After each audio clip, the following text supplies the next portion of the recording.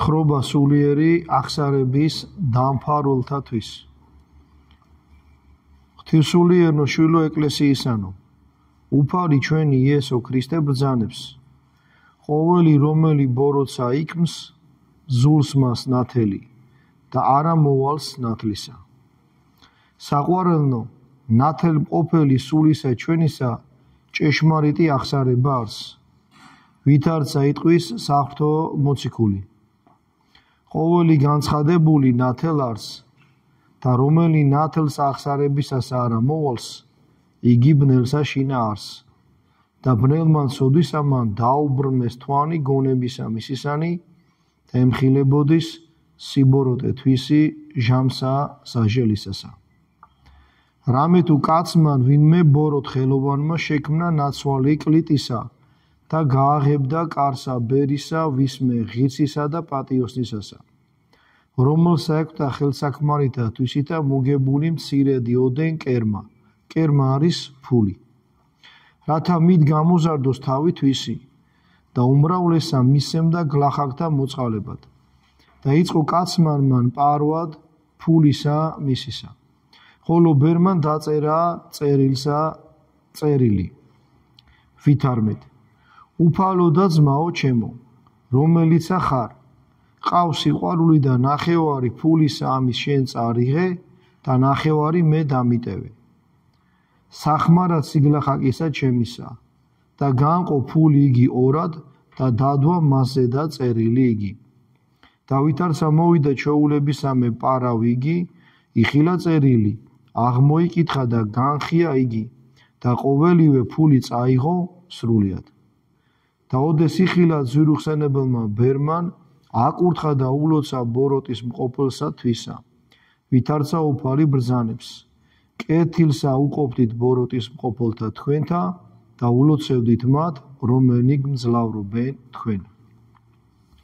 ხოლო ყოვლად სახიერი და კაცმოყვარე ღმერთი ჩვენი სულზე ლექმნა პარავსა მას და ელოდა სინანულსა მისა და ვინაიდან ებსით არა შეიგონა და არცა აღიარა აღსარებასა შინა, მიეცა იგი სალმობასა სასტიკსა და მიიწია სიკვდილად და მრავალჟამ განიჟებოდა და არა განვიდოდა სული მისი ხორცდაგან და მაშინღა შეინანა და მოუწოდა წმინდას ამას ბერსა და რქვა ვედრებით.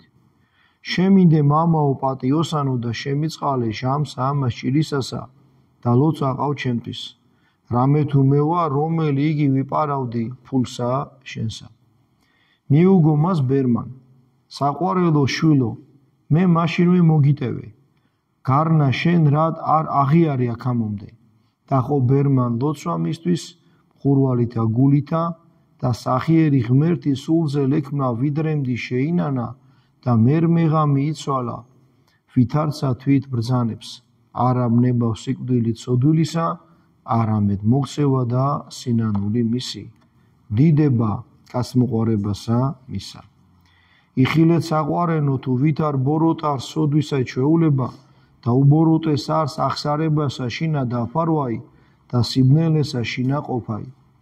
ამისთვის გლოცავ და გევედრებით ქრისტეს მოყვარენო, პირველად განვეკრძალეთ, რათა არ შთავარდეთ სოდვასა შინა და უკეთ თუ შეგვემთხიოს ვნება რაიმე ეშმაკის მანგანებითა, ანუ სოფლისა სასტურითა, გინა ხორცთა უძლურებითა, მეხსეულად აღვიარო წინაშე მამისა ჩვენისა სულიერისა მოძღვრისა, რამე თუ არავინ უწყის დღეს სიკვდილისათვისისა. ამისთვის მოსრაფეთ შევინანო ძმანო და აღსარებითა განვეწმინდეთ თავნი ჩვენი და სრულიად განვიკურნეთ წყლურებანი სულისა ჩვენისანი და ნურარას დაუტოვებთ ნაობთ ბრძვილსა. ყოველივე აღვიარნეთ ბრანი ჩვენი საქმითნი, სიტყვითნი და გონებითნი და განთავისუფლდეთ ეშმაკისაგან და ყოველთა საქმეთა მისთაგან, რამე თუ უფალი ბრძანებს, რომელმა ქმნა სოდვა, მონაარს იგი ცოდვისა და ეშმაკისაცა. ხოლო ესრეთ იქმნების განთავისუფლება, რათა ცოდვა მოვიძულო და ყოვლითოთ აღვიარნეთ. მოძღვრის მიერ მოსემული კანონი გულითა კეთილითა შევიწნაროთ და აღვასრულოთ და არღარა მივიქცეთ ცოდვისა მიმართ, რათა არა იქმნეს უძვირეს პირველისა. ჰეგევედრები ძმანო ჩემო საყვარელო, მოვიძულოთ სოდვა და განვაგდოთ ბოროტი უღელი მისი ჩვენგან და გამხედოთ აპაური მისი და შევიყვაროთ სათნოება და შევიტკბოთ ქრისტეს ტკბილი უღელი და ღირსევნეთ სასუფეველსა მისა მადლითა და კაცმოყვარებითა მისითა რომლისაა დიდება და სიმტკიცე თანა მამი და სული წმინდი თუ საუკუნიდან აც და მარადის და უკუნითი უკუნისამდე ამინ. აი ეს მცირე წერილი შეგვაგონებს რომ ადამიანი უნდა ცდილობდეს თუ კი რამე შეეშლება გულსπელად თქვას ახსარება. როგორი საოცარი მაგალითი არის მოყვანილი ბერს თავის კელიაში ქონდა მცირედი თანხა. ამ თანხარისთვის ჭირდებოდა თვითონ ხელსაქმარით ანუ რაღაც საქმეს აკეთებდა, მერე ყიდიდა, ცოტას იტოვებდა თავისთვის და უმეტეს აძლევდა გლახაკებს. ერთმა კაცმა გააკეთა კლიტე. გააღებდა და ფედერპურს ფარავდა და ამ ბერმა დაუწერა წერილი. ჩემო ძმაო, ნახევარი შენ წაიღეო, ნახევარი მე დამიტოვეო. ამ ქურდმა რო ნახა, მაინც წაიღო ყველაფერი ჩვეულებისამებრ. და ნახეთ აქ რა არის ყველაზე მთავარი. სახიერი და კაცმოყვარე ღმერთი სულძელ იქნა და ელოდებოდა როდი შეინანებდა ის კაცი იმწოდვას, რომ ბერს ქურდავდა. მაგრამ ამან არ შეინანა. და ამიტომ ღმერთმა მოულინა სნეულება. სნეულება ისეთი, რომელმაც მიიყვანა სიკვდილის პირას და საოცარი რამე ხდებოდა, უნდა გასულიყო და არ კვდებოდა, იტანჯებოდა და არ გადიოდა მისი სული და მაშინ მიხვდა, რომ უნდა ქონდა ეთქვა ახსარება, დაიბარა მოძღვარი და თავის მოძღვარს უთხრა, პულს გვარავდიო. მე ვარ ისო და ნახეთ მოძღვარი რასეუნება, მე მაშინვე გაპატიეო. მაგრამ შენ აქამდე როგორ არ შეინანეო, კაცო ეს როგორ გააკეთეო, რომ არ ნანობდიო. და ილოცა ამ ადამიანისთვის და ღმერთი იქნა სულძელი, შეინანა და გაიყვანა მერე ეს ადამიანი. ამ ყველაფერს რატო გიყვებით? ზოგჯერ სიცხვილის გამო ადამიანი რაღაცას არ ამბობს. და მერე ამ ადამიანს შეუნანებელი რო არის მოსდის სნეულება.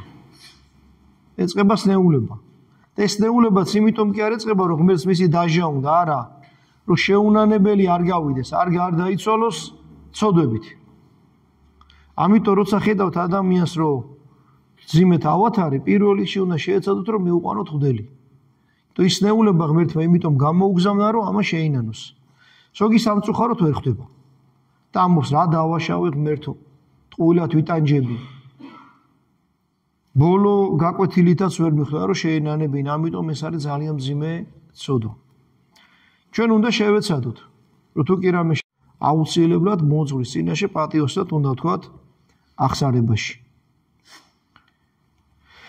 და ნახეთ კიდე რა იყო თქმული, მერე მოძღვარი მოხსეს კანონს. ის კანონის გულმოდგინედ უნდა შევასრულოთ. ყველა წესი უნდა შევასრულოთ გულმოდგინედ და იმ ცოდვას აღარ უნდა დაუბრუნდეთ. აი ეს არის ნამდვილი სინანული. მერტვა მოხსეს ზალა, რომ არაფერი დავიტოვოთ გულში და ყოველთვის გულსπელები ვიყოთ მოძღვრებთან და ჩვენ მოძღვრას ყველაფერს გულსπელად უყვებოდეთ.